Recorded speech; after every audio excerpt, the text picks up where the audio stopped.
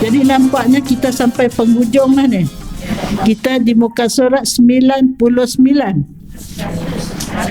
Oh, 100 kah? Oh, 99 dah selesai ya? Okey. Muka surat 100. Okey. Silakan siapa yang membaca tetap kita? Bismillahirrahmanirrahim. Seterusnya ialah syurga ma'wah. Assalamualaikum warahmatullahi wabarakatuh. Bismillahirrahmanirrahim. Alhamdulillahirabbil alamin. Wassalatu wassalamu ala asyrafil anbiya'i wal mursalin wa ala alihi wa sahbihi ajma'in. Allahumma zidna 'ilman nafi'an warzuqna fahman la yazul. Allahumma iftah lana futuhal 'arifin wa faqhna fid din. Allahumma arina al-haqqa haqqan warzuqna ittiba'ah wa arina al-batila batilan warzuqna ijtinabah. Allahumma a'inna 'ala dzikrika wa syukrika wa husni ibadatik wal jihad fi sabilik bi amwalina wa anfusina ya rab. Allahumma ij'al jam'ana hadha jam'an marhuma wa tafarruqana min ba'dihi tafarruqan ma'suma. Rabbana atina fid dunya hasanah wa fil akhirati hasanatan wa qina 'adzabannar wa qina 'adzabannar wa qina 'adzabannar wa adkhilna al-jannata ma'al muqarrabin wa adkhilna al-jannata ma'al muqarrabin wa adkhilna al-jannata ma'al muqarrabin ya aziz ya ghaffar ya rabbal alamin. Wa sallallahu ala sayyidina Muhammadin wa ala alihi wa sahbihi ajma'in. Subhana rabbika rabbil izzati amma yasifun wa salamun alal mursalin walhamdulillahi rabbil alamin. Taqabbalallahu minkum. Apa khabar kekasih-kekasih Allah sekalian? Alhamdulillah, syukur pada Allah yang Maha Pengasih, yang Maha Penyayang, yang telah memanjangkan umur kita, dapat kita dimakbulkan doa kita, dapat bertemu dengan Ramadan, dapat beribadat pada bulan Ramadan, dan dapat juga menemui Syawal. Satu Syawal merupakan hari ijazah, hari menerima scroll. Setelah kita berjaya menempuh ujian sebulan dengan berbagai-bagai amalan kita lakukan, mudah-mudahan Aidul Fitri betul-betul kita kembali kepada fitrah, di mana malaikat isytihar orang yang keluar pada hari raya untuk menunaikan sembahyang hari raya, maka Allah isytiharkan supaya para malaikat menjadi saksi. Allah mengampuni kita, Allah menjadikan kita penghuni syurganya, insya Allah, mudah-mudahan. Dan dikatakan tanda orang yang diterima puasanya ialah dia dapat meneruskan puasa 6 Syawal. Jadi hadirat sekalian, dah habis kan puasa 6? Alhamdulillah. Hari ini semua insan-insan terpilih lah ni. Ya, Allah Ta'ala beri kekuatan untuk kita melakukan ibadat pada bulan yang sangat-sangat istimewa Ramadan, dan dapat kita teruskan dalam bulan Syawal, dan kita sudah selesai, sudah raya semua ya. Masya Allah, Alhamdulillah, syukur pada Allah. Jadi hari ini saya pun hari inilah kuliah pertama selepas cuti panjang pada bulan Ramadan itu. Hari ini merupakan kuliah pertama di masjid yang sangat diberkati, di kalangan akhwat yang sangat orang kata istiqamah. Keempat dah ya. Bagi saya pertama. Masya Allah ya. Sepatutnya hari itu di Subang Perdana, tapi saya ada program hari itu tak dapat memenuhi. Tiap-tiap hari ada sajalah pakai nak mai beraya. Raya tiap-tiap hari. Hari ni tak putus lah, tiap-tiap hari ada. Jadi setengah tu minta izin lah, kita tanggung dulu lah, sebab orang nak beraya ni masanya terhad. Kalau keluar daripada bulan Syawal tu tak apa orang kata, tak berseri dah ya. Itulah. Tapi inilah suatu kelas pengajian yang istimewa, yang pengurusnya sangat bersemangat dan hadirat juga bersemangat meneruskan pengajian kita. Ini pun satu lagi tanda kasih Allah pada anda sekalian, insya-Allah. Jadi nampaknya kita sampai penghujung dah ni. Kita di muka surat 99. Oh, 100 kan? Oh, 99 dah selesai ya? Okey. Muka surat 100. Okey. Silakan siapa yang pembaca tetap kita? Bismillahirrahmanirrahim. Seterusnya ialah syurga ma'wa. Calon-calon pertama, orang yang benar-benar beriman. Kedua, orang-orang yang beramal soleh. Surah As-Sajdah bermaksud, adapun orang-orang yang beriman dan beramal soleh, maka mereka akan beroleh syurga, tempat tinggal yang tetap sebagai balasan bagi apa yang mereka telah kerjakan. Jadi dalam huraian ini iaitu salah satu daripada syurga yang disediakan oleh Allah SWT kepada kekasih-kekasihnya ialah bernama ma'wa. Ma'wa. Ma'wa ni maknanya tempat kita kembali. Tempat kita kembali ialah dinamakan ma'wa. Jadi syurga ini tak disebut syurga yang keberapa ya. Tetapi dalam kita punya buku ni termasuk ke syurga yang keempat lah ya. Jadi ma'wa ni untuk siapa disediakan? Allah sendiri menerangkan dalam surah As-Sajdah, surah yang ke-32 ayat yang ke-19 yang berbunyi a'udzubillahi minasyaitonirrajim, ammal ladzina amanu wa 'amilus shalihat falahum jannatul ma'wa nuzulan bima kanu ya'malun. Adapun orang-orang yang beriman dan beramal saleh, ini kita kena faham ada dua sifat sini. Pertama beriman, yang kedua beramal saleh. Mana yang lebih orang kata lebih kuat untuk menjadi pendorong kita dalam melakukan sesuatu amalan? Iman ke amal saleh? Iman. Sebab itu apabila orang Badawi dia kata, ya Rasulullah, kami sudah beriman. Apa Allah jawab? Allah kata, kamu belum beriman, kamu baru bermuslim, belum mukmin. Apa makna? Orang yang muslim dia buat apa yang Tuhan suruh, sembahyang, puasa, tapi kadang-kadang dia tak kuat. Kalau ada sesuatu gangguan, dia mudah goyang, mudah apa orang kata? Kalimah tak datang. Mudah dibeli. Ditawarkan sesuatu, okey. Tetapi kalau dia sudah beriman, kalau imannya sudah terpasak di dalam hati dia, gunung pun runtuh dibandingkan dengan kekuatan kepribadian dia. Sebab itu Sayyidina Abu Bakar dia sanggup mengorbankan seluruh harta dia, bukan kerana dia banyak sembahyang, tetapi kerana imannya yang sangat hebat, sehingga digambarkan kalau ditimbang iman Sayyidina Abu Bakar dengan iman kita semua ni, lebih berat iman siapa?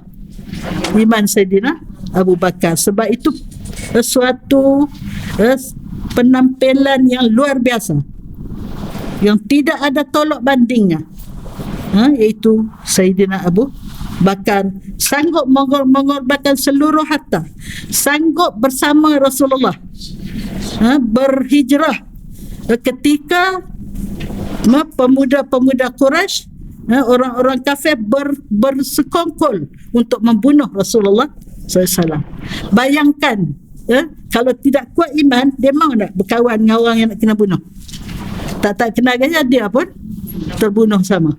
Tetapi kerana kekuatan imannya, maka dia sanggup bersusah payah 3 hari 3 malam berada dalam gua Sur, bukan gua Hira ya. Gua Hira terima wahyu, tapi gua Sur tempat persembunyian sementara. Sebab suatu taktik Rasulullah SAW menghadapi program yang sangat-sangat licik, yang sangat-sangat hebat diatur oleh kafir Quraisy untuk membunuh baginda Rasulullah sallallahu alaihi wasallam. Tetapi siapa yang menemani Rasulullah? Insan yang paling mantap imannya. Sebab itu syarat untuk masuk syurga ma'wa, orang yang benar-benar beriman. Tanda orang beriman, maknanya dia ringan untuk melakukan amal soleh, ringan untuk bersedekah, ringan untuk hadir majlis ilmu, ringan untuk meneruskan puasa walaupun dia tak wajib pun puasa 6, tapi dia rasa kerugian besar kalau dia tak lakukan. Jadi pendorongnya ialah iman. Sebab itu kita berdoa, kita minta supaya Allah Ta'ala kuatkan iman kita. Jadikan iman ini iman yang hidup, jangan iman yang mati.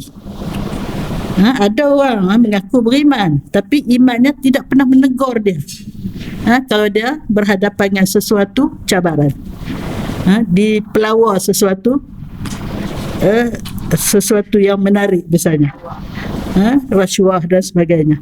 Kalau kita cek dia punya IC dia tu, nampak namanya macam nama Rasulullah, macam nama para nabi dan rasul. Tetapi walaupun namanya macam rasul dan diisytiharkan sebagai orang yang beriman, tapi imannya tidak hidup, imannya mati, sehingga dia tidak bermaya untuk menegur seseorang itu dari melakukan kemungkaran, wa'iyazbillah. Yang kedua ialah beramal salih. Amal salih ini penting kerana bukti dalam diri kita ni ada iman, kita akan melakukan amal salih. Sebab amal salih kemuncak buktinya, iaitu apabila kita beriman, beramal salih, dan amal salih itu melahirkan akhlak yang special, akhlak yang mulia. Inna salata tanha 'anil fahsya'i wal munkar. Salat yang paling utamanya salat. Salat yang kita lakukan itu mencegah kita daripada kejahatan dan kemungkaran. Fahsya ni berbentuk kejahatan nafsu, zina dan sebagainya. Mungkar kejahatan lahir, mencuri, merompak, menyamun dan sebagainya. Jadi itulah ayat ini menerangkan kita diperingatkan setiap hari Jumaat kita baca surah Sajdah. Antara peringatannya ialah tanamlah iman yang hidup dalam hati kita dan buktikanlah dengan amal soleh menunjukkan dalam diri ini ada iman yang mantap. Masya Allah. Okey, itu syurga ma'wa. Seterusnya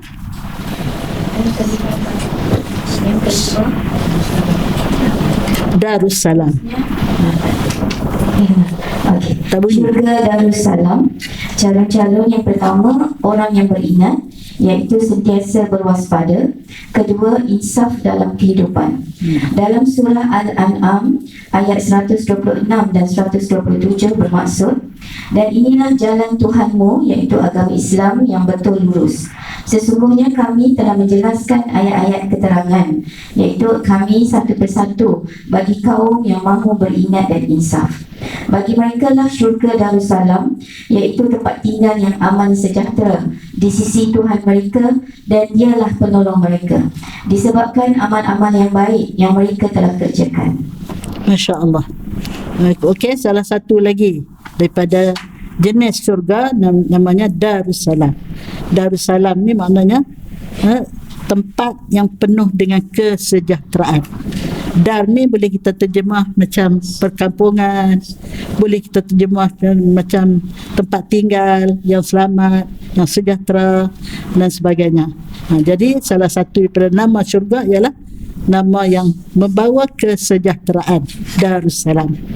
Dan Rasulullah SAW bila sampai ke Madinatul Munawwarah, apa dia yang pertama sekali Rasulullah terapkan dalam masyarakat Madinah? Apa dia? Afshus salam, sibarkan kesejahteraan.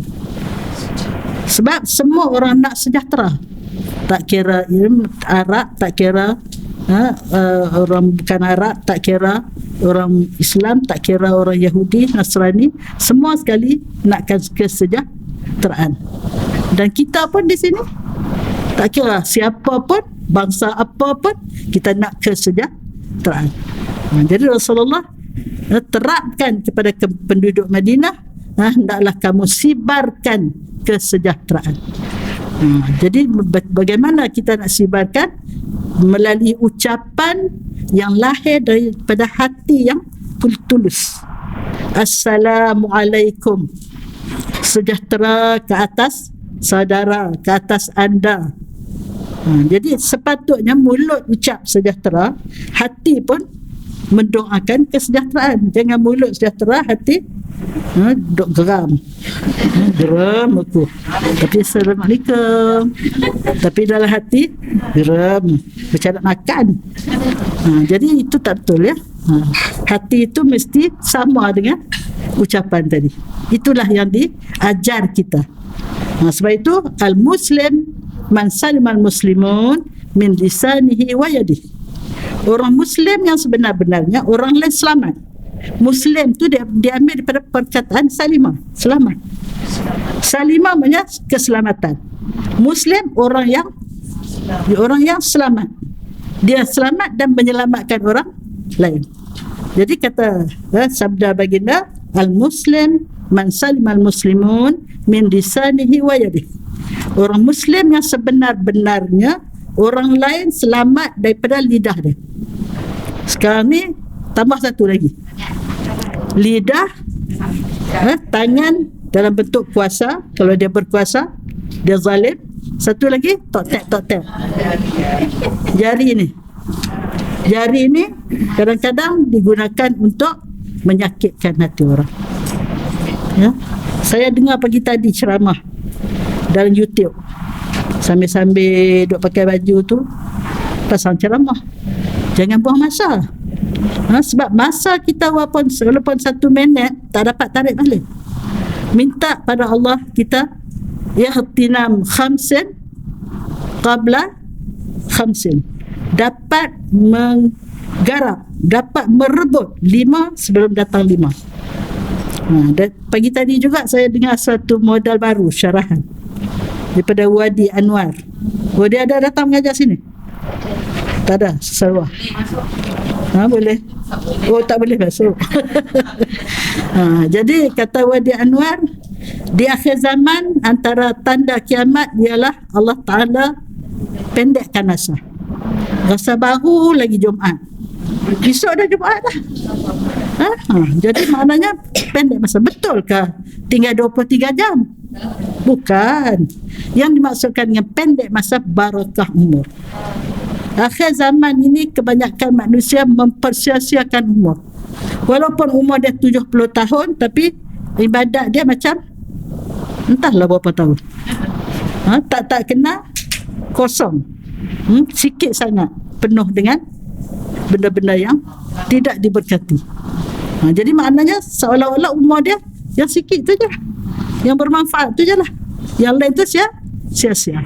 Dan kita tengok cara hidup sekarang ni pun, kebanyakan orang dia habis masa dengan handphone.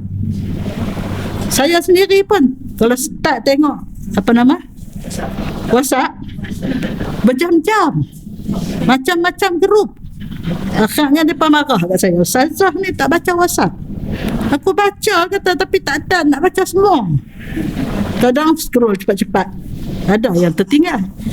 Jadi umur kita ni, Imam Nawawi umur dia berapa? Dia meninggal 45 tahun dah Sarawak. Imam Nawawi 45 tahun ke tak silap saya.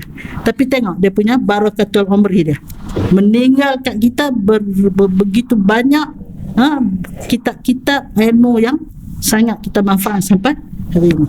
Imam Syafi'i kita 63 tahun kan, sama dengan umur Rasulullah SAW. Tapi dia menjadi seorang alim yang meninggalkan kitab-kitab, meninggalkan ilmu sampai menjadi mazhab kita, dituruti oleh begitu ramai penduduk dunia. Padahal umur dia hanya 63 tahun. Saya ni dah 78. Apa pun tak ada. Ayat liang dia ada. Umur kita. Jadi itulah. Berkat umur ini ialah apabila umur itu kita manfaatkan untuk benda-benda yang berfaedah, itu yang dikatakan berkat umur. Kalau yang habis sia-sia tu menunjukkan kita umur kita pendek. Walaupun sama 24 jam. Orang lain 24 jam boleh buat macam-macam kebajikan. Kita 24 jam macam-macam maksiat, macam-macam kerugian. Innal insana lafi khus illa allazina amanu wa amilus salihat wa tawasaw bil haqq wa tawasaw bis sabr. Mudah-mudahan ini adalah kertas kerja Allah untuk menjadi panduan hidup kita yang sangat lengkap. Kata Imam Syafi'i, kalau turun ayat ni saja, surah ni saja, tak payah dah yang lain, cukup kalau kamu betul-betul faham, betul-betul hayati. Wal asri, jaga setiap detik umur kita. Untuk apa? Untuk amanu, beriman dengan iman yang hidup, bukan iman yang mati, yang menegur kita bila kita menyeleweng, bila kita melakukan kesalahan, ataupun bila kita malas nak bangun buat kebaikan, malas nak berinfak, malas nak berjihad dan sebagainya. Wa tawasaw bil haqq. Lepas beriman, ajak diri sendiri, keluarga sendiri, kawan-kawan, dan kalau boleh seluas mungkin kita ajak untuk menerima, mencari kebenaran, mengamalkan kebenaran, menghayati kebenaran, memperjuangkan kebenaran. Bukan dekat cari saja. Kita cari ilmu untuk kita amal, untuk kita sibarkan, untuk kita perjuangkan. Yang ke berapa? Amanu wa amilus salihat wa tawasaw bil haqq wa tawasaw bis sabr. Nak buat segala, nak beriman dengan iman yang hidup, nak beramal saleh dengan amal saleh yang ikhlas, dan nak ajak kepada kebaikan, hendaklah ada kesabaran. Sebab itu sabar tu dia duduk di penghujung untuk merealisasikan segala yang di awal itu mesti kena ada sabar. Tak sabar, sekali datang, lepas tu tak datang dah. Sekali buat sunat apa kita dah buat selalu? Sunat tasbih. Selalu buat sekali buat sunat tasbih, lepas tu tak buat dah. Sebab apa? Sebab tidak ada sabar sawabuhul jannah, kata Rasulullah. Sabar ganjaran dia bukan 100 kali ganda, bukan 1000 kali ganda, ganjaran dia ialah syurga. Tetapi as-sabru fi sadbatil ula. Sabar mesti masa kena tu. Kalau masa kena tu dah beraung habis-habisan, lepas tu seminggu baru sabar dah. Lepas seminggu, itu tidak dikira sebagai kesabaran yang special. Kesabaran yang special masa orang Kelantan kata masa guk kena. Orang Kelantan kata masa guk kena tu sabar. Masa itulah yang paling special. Dengar cerita macam Abuya Ar-Razi. Dengar anak dia tembak anak dia. Dengar tak cerita? Anak dia yang besar tertembak adik dia pada leher. Pada masa tu dia sabar. Oh, itu special, sangat special. Tapi Allah uji tu orang yang mampu lah. Dia ada 2 orang anak. Kalau tak silap seorang dalam 6-7 tahun gitu, yang seorang kecil lagi. Dia punya pistol pengawal pribadi dia. Rupanya orang yang masyhur-masyhur ni, dia diberi pengawal pribadi. Jadi dia tu dah simpan elok dah tempat, tak tahu dah di mana. Dia sembahyang jemaah Zuhur. Tengah sembahyang jemaah tu, anak yang abang ni panjat macam mana tak, dia ambil pistol tu, dia tertembak adik dia, kena pula dekat leher, tinggal. Jadi itu ujian yang sangat getih lah, ya, Masya Allah. Jadi sebab itu Allah Ta'ala bagi satu panduan hidup yang sangat ringkas tapi sangat merangkumi. Amallah surah Wal Asri. Sebab itu kita kalau nak berhenti daripada sesuatu majlis pun, kita tasbih kafarah, bukan kifarah lah. Banyak pakai kata kifarah ni denda. Tasbih kafarah, tasbih yang menutup dosa. Dosa yang berlaku dalam majlis itu kita tutup, di mana insya-Allah dengan kita tasbih ini Allah ampunlah segala salah silap yang berlaku dalam majlis itu. Kemudian kita berwasiatlah antara satu sama lain dengan surah Wal Asri tadi. Bukan baca-baca saja-saja aja. Pertama, ingat, jangan buang masa. Wal Asri, demi masa, demi umur. Yang kedua, beriman dengan iman yang hidup. Yang tiga, banyakkan amal soleh yang ikhlas. Bukan jangan amal soleh stop. Amal soleh yang ikhlas. Kemudian yang keempat ialah ajak orang lain sama. Jangan seorang-seorang masuk syurga. Wa tawasau bil haqq, ajak, berwasiat untuk mencari kebenaran, mengamalkan kebenaran, menyebarkan kebenaran, memperjuangkan kebenaran. Dan yang last kali, semua pihak mesti sabar dalam melaksanakan semua perkara itu. Itu ialah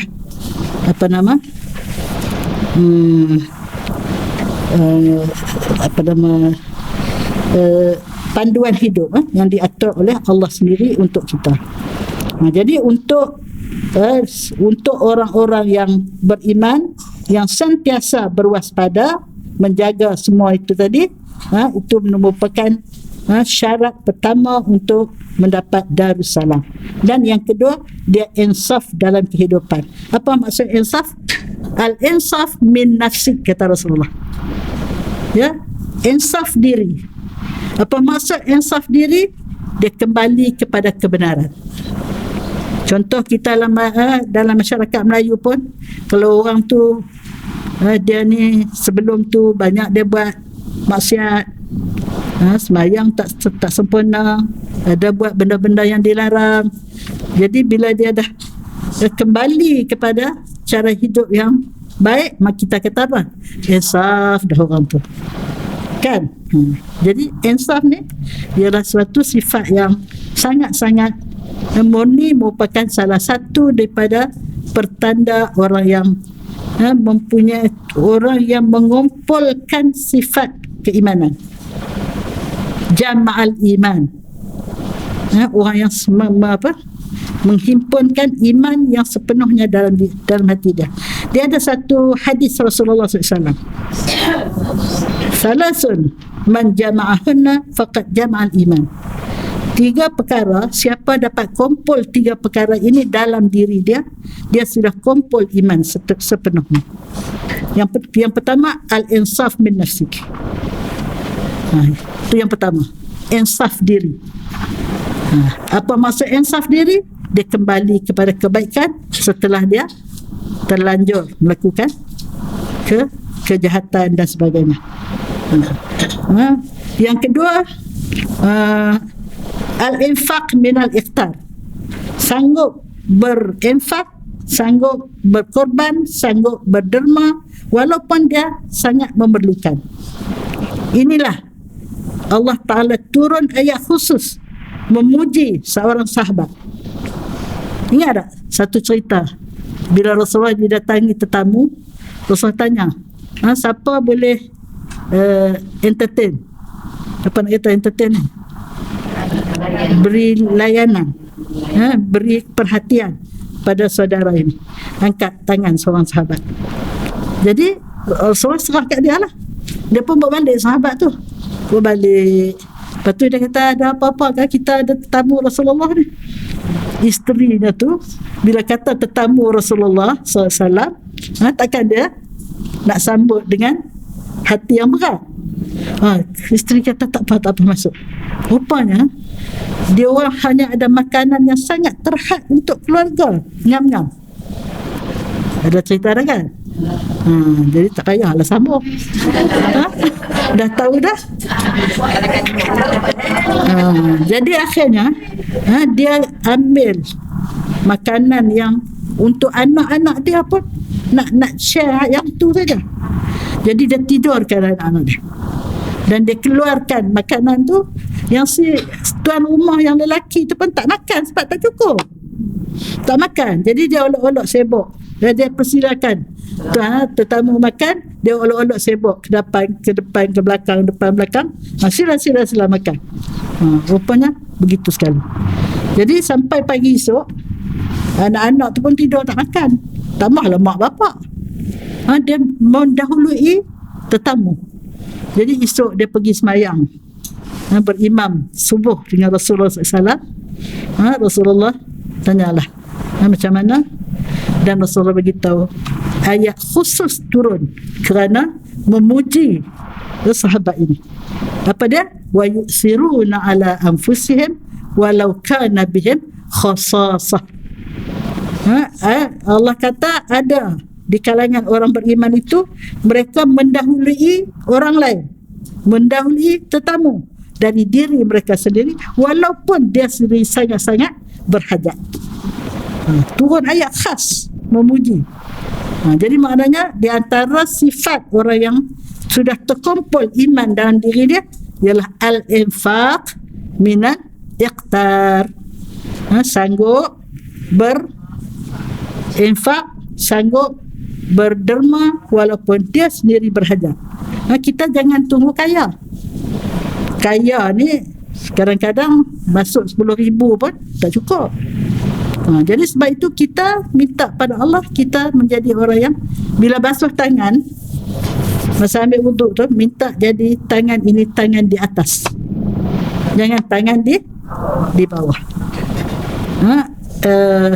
Syekh Abdul Qadir Al-Jailani, dia tidak sanggup untuk jadi tangan di bawah.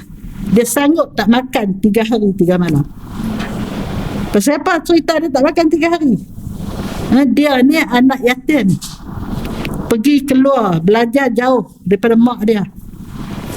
Jadi bila habis bekalan yang dibekalkan oleh mak dia tu, tiap-tiap hari dia nak makan, dia tunggu malam, tunggu petang orang penjual di pasar tu, mana dia punya benda-benda yang tak habis tu, dia pergi buang dekat sungai.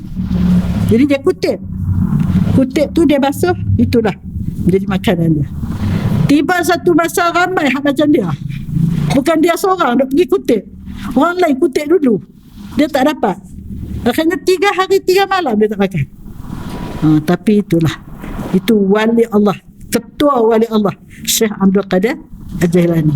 Tengok dalam YouTube, tengok dah wajah dia. Wajah dia dalam YouTube tu lain daripada yang lain. Selain daripada handsome dia tu, comel dia tu, saya nampak ada sinar, macam ada suluh, cahaya suluh wajah dia. Kita suluh dengan lampu pun tak bersinar, pakai macam-macam krem pun tak bersinar, dia bersinar. Masya Allah, Masya Allah. Itulah sinar iman dia keluar. Itulah. Yang kedua, wa yusiruna ala anfusihim walau kana bihim khasasah. Itu tanda yang kedua. Yang pertama al-insaf min nafsik, yang kedua al-infaq minal iqtar, yang ketiga lupa. Apa dia Salwa tuan sambung? Yang ketiga tak ingat. Nanti ingatkan saya Salwa. Datang sekali lagi ya. Saya selalu pangai gitu. Kalau 5, 1 lupa, ingat 4. Kalau 6, 1 5 ingat, 1 tu lupa. Perangai huduh sungguh. Macam mana? Okey. Jadi ayat ini menerangkan salah satu daripada nama syurga Darussalam, dan orang yang layak masuk Darussalam ini orang yang insaf dalam kehidupan dia. Apa maksud insaf dalam kehidupan? Hanya kembali kepada kebenaran setelah dia terlepas, setelah dia menyeleweng daripada hak yang sebenarnya itu. Jadi wahadha siratu rabbika mustaqimah. Dan ini jalan Tuhan engkau yang lurus. Qad fassalnal ayat, telah kami detailkan ayat-ayat tanda-tanda kekuasaan kami liqaumi yadhakkarun, untuk mereka, untuk kaum yang mau mengambil peringatan. Lahum darussalam, orang ini untuk mereka tempat tinggal yang penuh dengan kesejahteraan, keselamatan, inda rabbihim, di sisi pencipta mereka, Tuhan mereka, wa huwa waliyuhum, dan Allah menjadi pelindung mereka. Wali ni dia boleh dua-dua makna. Tuan pun boleh, dia punya pekerja pun boleh. Jadi kalau Anas maula Rasulullah, Anas ni ialah pekerja yang berkhidmat pada Rasulullah, dia panggil wali juga. Jadi kita wali nak kahwin pun, bapak kita pun wali juga, bos pun wali juga. Jadi kita tengok keadaan ayat itu, ya. Wa huwa waliyuhum, Allah sendiri menjadi penjaga mereka itu yang masuk Darussalam. Kerana apa? Allah beri penghormatan ini bima kanu ya'malun, disebabkan mereka dulu semasa dunia melakukan amal saleh, ya. Itu. Seterusnya syurga Darul Muqamah. Yang pertama, orang yang sentiasa bersyukur atas nikmat Allah yang menghilangkan rasa duka cita di dalam hati mereka. Yang kedua, orang yang sentiasa memuji Allah. Dalam surah Fatir ayat 34 dan 35 bermaksud, dan sebagai bersyukur berkatalah mereka, segala puji tertentu bagi Allah yang telah menghapuskan perasaan duka cita daripada kami. Sesungguhnya Tuhan kami Maha Pengampun, lagi sentiasa memberi balasan yang sebaik-baiknya kepada orang-orang yang taat. Tuhan yang telah menempatkan kami di tempat tinggal yang kekal dengan limpah kurnianya semata-mata. Kami tidak akan merasa penat lelah di situ, dan kami juga di situ tidak akan merasa letih lesu. Masya Allah. Jadi Darul Muqamah ialah tempat tinggal yang kekal, ya, yang kekal abadi. Jadi ada dua sifat, ya, untuk orang yang layak untuk masuk syurga Darul Muqamah. Yang pertama, orang yang sentiasa bersyukur. Kita ada dua perkara saja dalam dunia ni, ema positif, ema negatif. Jadi untuk yang positif kita bersyukur. Datang seorang kepada, saya tak ingat ini kisah Rasulullah, Nabi Muhammad ke Rasul yang lain, dia datang, dia mengadu, dia ni fakir, miskin. Rasul kata, engkau bersyukurlah atas nikmat Allah. Sampai 3 hari dia datang.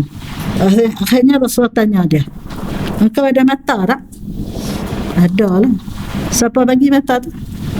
Berapa harga kalau orang nak minta beli mata awak tu? Oh, tak ternilai. Engkau kaya. Ada telinga tak? Ada berapa? 2, minta beli 1. Tak bagi, mahal. Kaya. Ada lagi apa? Ada kaki. Ada kisah benar berlaku. Jiran saya, kakak dia tersandung kain telekung. Dia nak buka kain tu, tersandung, terjatuh. Akhirnya terpaksa masuk hospital. Tersandung kain telekung sampai masuk hospital. Bila masuk hospital, doktor buat cek seluruh badan. Rupanya dia kena jangkitan kuman di tangan dia, dan terpaksa potong sebelah tangan dia sampai ke sini, kerana kalau tak potong, kuman tu akan merebak ke seluruh badan. Cuba bayangkan. Lah ni, tangan anda kena potong tak? Ada berapa tangan? Ada berapa kaki? Ada berapa mata? Hati, jantung, limpa, segala urat saraf. Jadi maknanya belum lagi harta, segala ekar-ekar tu. Belum lagi rumah sewa banyak mana. Belum lagi segala nikmat yang lain.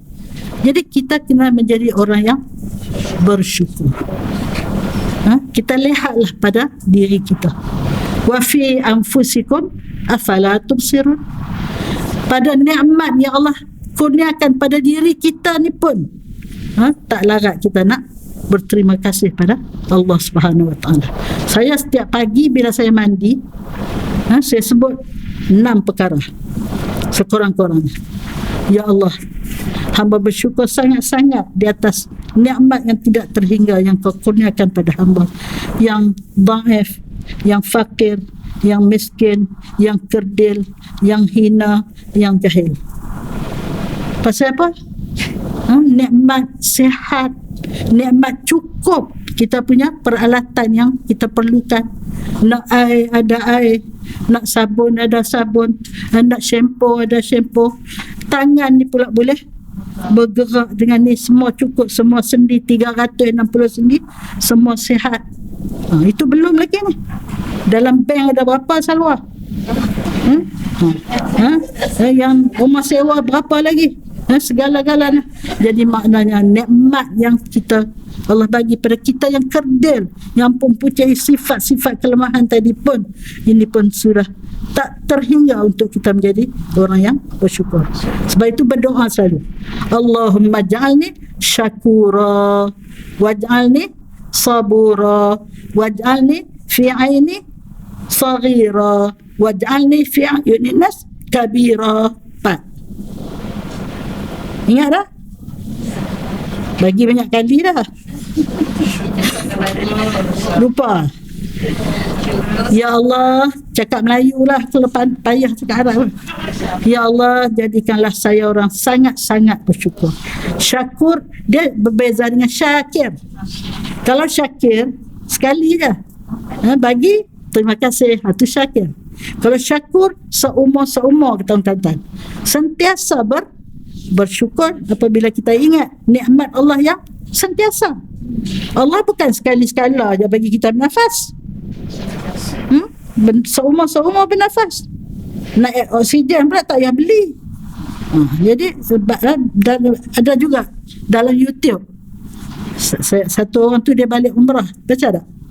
Dia sampai ke India, kapal terbang terpaksa landing mengejut sebab dia tak boleh bernafas.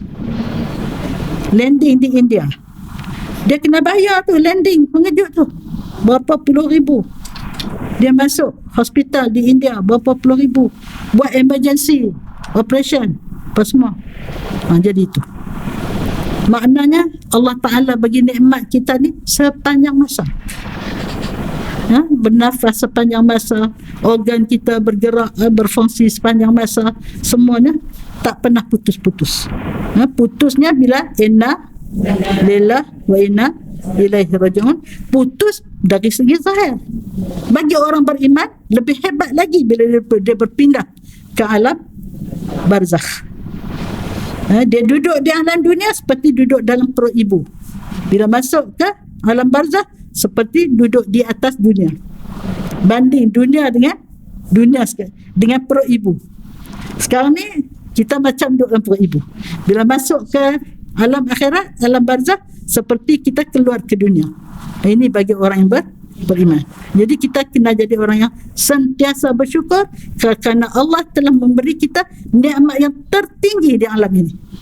Apa dia nikmat yang terhebat di alam ini?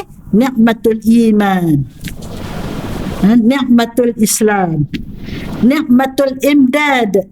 Apa pula tu? Yang tu tak faham. Nikmatul imdad macam nikmat Allah perpanjangkan iman kita terus menerus sampai semua, mudah-mudahan sampai ke akhir hayat. Jangan masa muda beriman, tua dia terbalik. Kerana ada sejengkai lagi nak masuk syurga, tiba-tiba terbalik masuk neraka. Seperti sahabat yang berkhidmat berjuang dengan Rasulullah, bila dia dapat cedera dalam peperangan, dia tak tahan sakit, dia bunuh diri.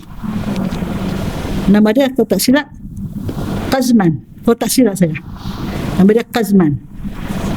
Semua sahabat kata, oh, ahli syurga dia, mati syahid. La, huwa finnar, kata Rasulullah. Allah tunjuk pada aku dia jadi ahli neraka sebab mati bunuh diri, walaupun sepanjang hidup dia berjihad bersama Rasulullah SAW. Sebab itu kita kena syukur juga nikmatul imdad dan berdoa supaya dapat nikmatul imdad. nikmat dipanjangkan sampai ke akhir hayat, husnul khatimah, ya.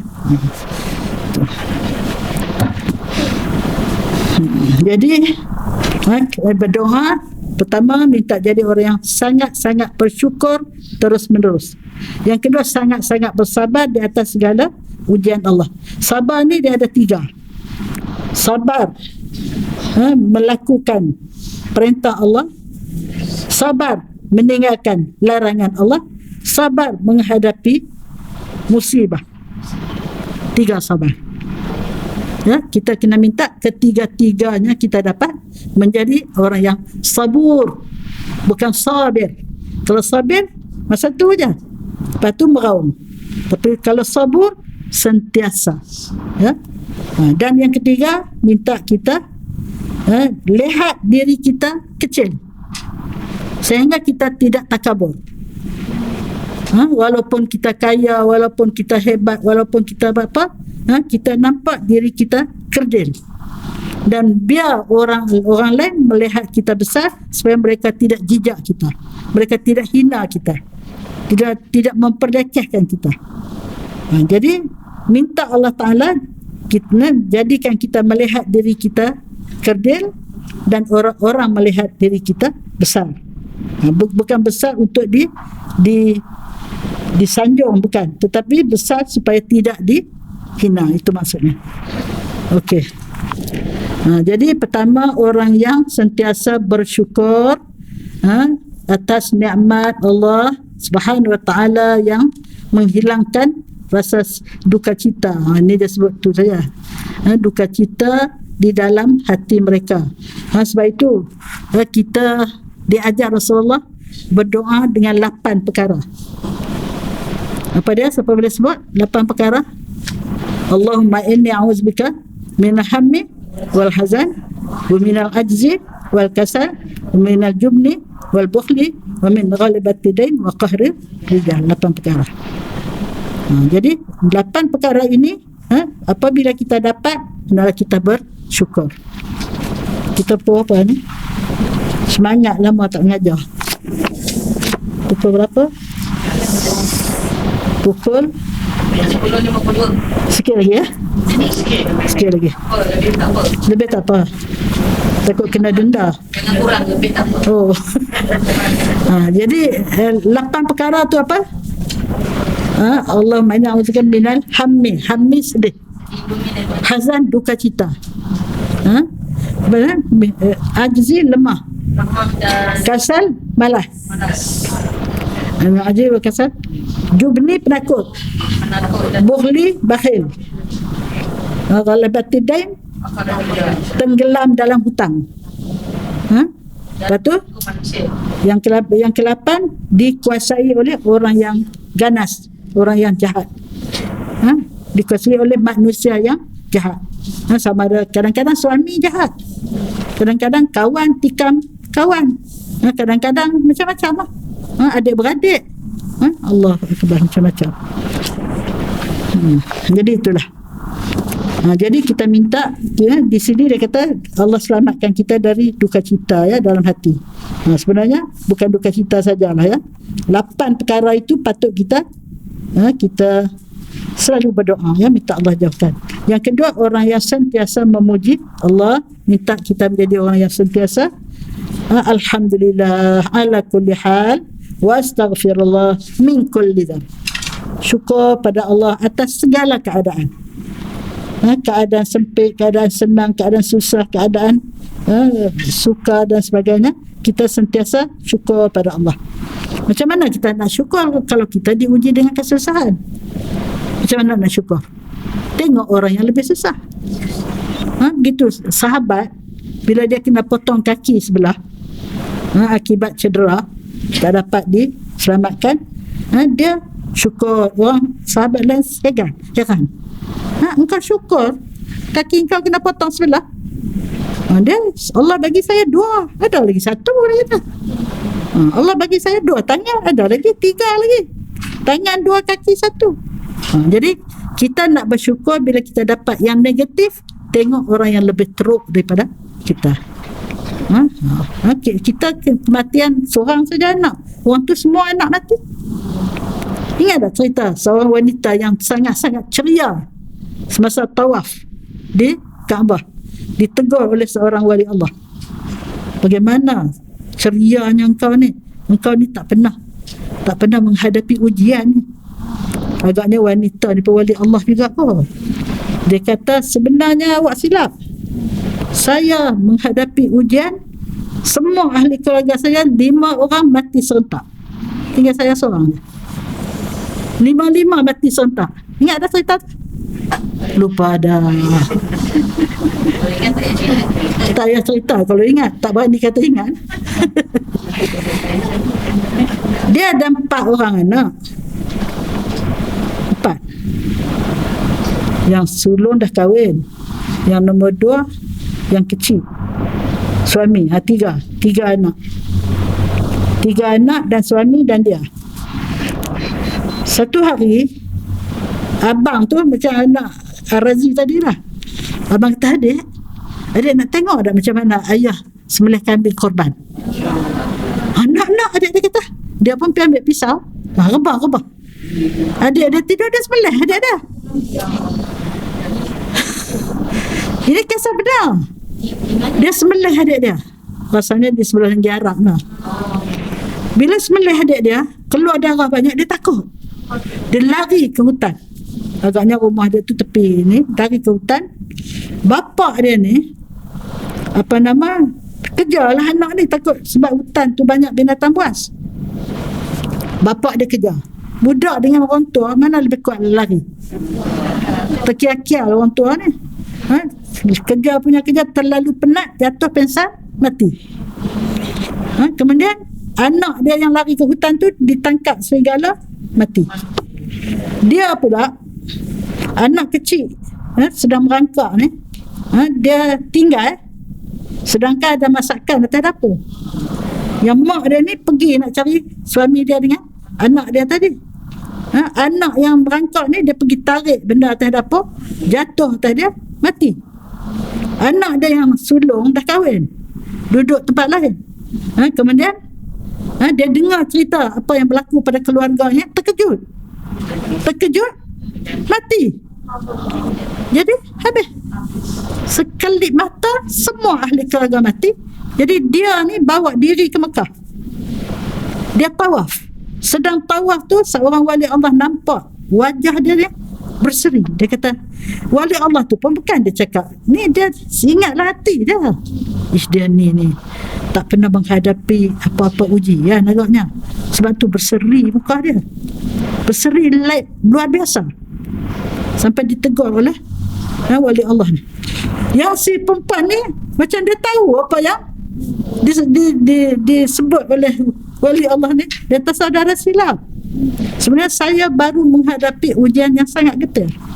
Tetapi saya menghadapi 2 jalan. Pertama, sama ada saya mengamuk, marah pada Allah, ataupun saya redha. Kalau saya mengamuk, apa saya dapat? Kalau yang pergi, tetap pergi. Tapi kalau saya redha dan saya sabar, inna sabra fi sadmatil ula, inna sabra thawabul jannah. Orang yang sabar di masa menghadapi ujian itu, dan orang yang sabar balasannya ialah syurga. Jadi sebab itu saya pilih yang kedua. Sebab itu saya bawa hati saya ke sini. Saya bertemu dengan Allah di rumah Allah. Itu nampak orang yang beriman. Kalau kita pensan, kita pensan sama kot, mati juga kot kita pun. Tapi dia dapat tenang walaupun menghadapi ujian yang begitu getir sekali. Jadi cerita-cerita ini sepatutnya menjadi suatu panduan untuk kita menghadapi ujian. Bila kita diuji, lihat orang yang lebih teruk lagi, barulah kita dapat bersyukur, bersabar. Jadi orang yang masuk Darul Muqamah ni ialah orang yang syukur, kemudian dia sentiasa memuji Allah dalam semua keadaan. Itu alhamdulillah ala kulli hal wa astaghfirullah min kulli dzam. Seterusnya Cukup lah kot, ngam-ngam. Tepat pukul 11. Ha? Last lah kot ni. Oh tak last lagi ni. Ada lagi 3 lagi. Jadi insyaAllah kita sambung dalam pengajian yang akan datang.